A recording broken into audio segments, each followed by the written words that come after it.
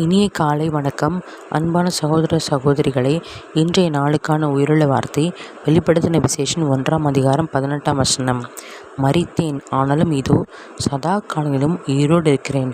ஆமேன். நான் மரணத்திற்கும் பாதாளத்திற்கும் உரிய திறவுகோலை உடையவராய் இருக்கிறேன். கர்த்தர் நீதியுள்ள தேவன். கர்த்தர் நமக்கு கேடகமாக இருந்து, துரோகமாக இருந்து, சிறந்த நண்பராக இருந்து, சிறந்த ஆலோசனை கர்த்தவாக இருந்து, தினந்தோறும் வழிநடத்துகிற தேவனாக இருக்கிறார். சதா காலம் கர்த்தர் உயிரோடு இருக்கிறார். அவர் நேற்றும் என்றும் என்றும் மாறாமல் இருக்கிற தேவன். அவர் சொல்லியும் செய்யாதிருப்பாரோ? அவர் வாக்குத்தம் சொல்ல நிறைவேற்றுகிற தேவனாக இருக்கிறார். அவரிடம்தான் மரணத்திற்கும் பாதாளத்திற்கும் ஒரே திறவுகோல்கள் இருக்கிறது. ஆகவே மரித்தால் பரலோகத்திற்கு போக வேண்டும். அதற்காகத்தான் கர்த்தர் அந்த கொடூரமான மரணத்தை ஏற்றார்.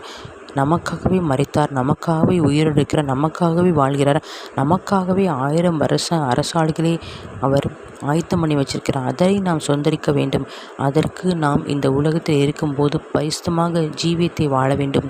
பரிசுத்தமான வார்த்தை, பரிசுத்தமான எண்ணம் செய்ய வேண்டும். ஊழியத்தை செய்ய வேண்டும். அநேகரிடம் கர்த்தரை பற்றி சொல்ல வேண்டும். அநேக ஆத்துமாக்களை ஆதாயப்படுத்தி கொள்ள வேண்டும். பரலோக ராஜ்யத்தில் பொக்கிஷங்களை சேர்த்து வைக்க வேண்டும். நான் உங்களுக்காக ஜெபிக்கிறேன். கர்த்தாவே, இந்த வேத வசனத்தின்படி தகப்பனை இசப்பாஸ்தனத்தை நீர் உயிரோடுக்கிறாய் இருக்கிற தகப்பனை எப்போதும் எங்கள் வழிநடத்துகிற தேவனாக இருக்கிற தாயமாக, தகப்பனாக, சிறந்த நண்பராக, ஆலோசனை கர்த்தாவாக, ஆத்தும நேசராக இருந்து எங்களை வழிநடத்தி கொண்டு இருக்கிற தகப்பனே, ஏசப்பா, ஒவ்வொருத்தரையும் இந்த அதிகாலை நேரத்தில் பரிசுப்படுத்துங்க ராஜா.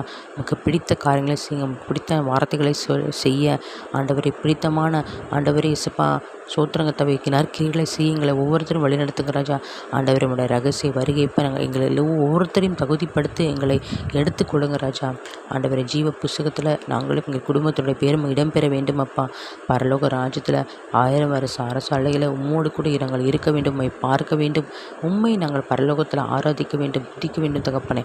அப்படிப்பட்ட ஸ்லாக்கியத்தை எங்களை ஒவ்வொருத்தரையும் கொடுத்து ஆசீர்வதிங்க ராஜா. மீட்பெரும் இரட்சகர் மக்கள் இயேசு கிறிஸ்து இன்ப நாமத்தில் ஜெபிக்கிறேன் என் ஜீவன நல்ல தகப்பனே. ஆமீன்.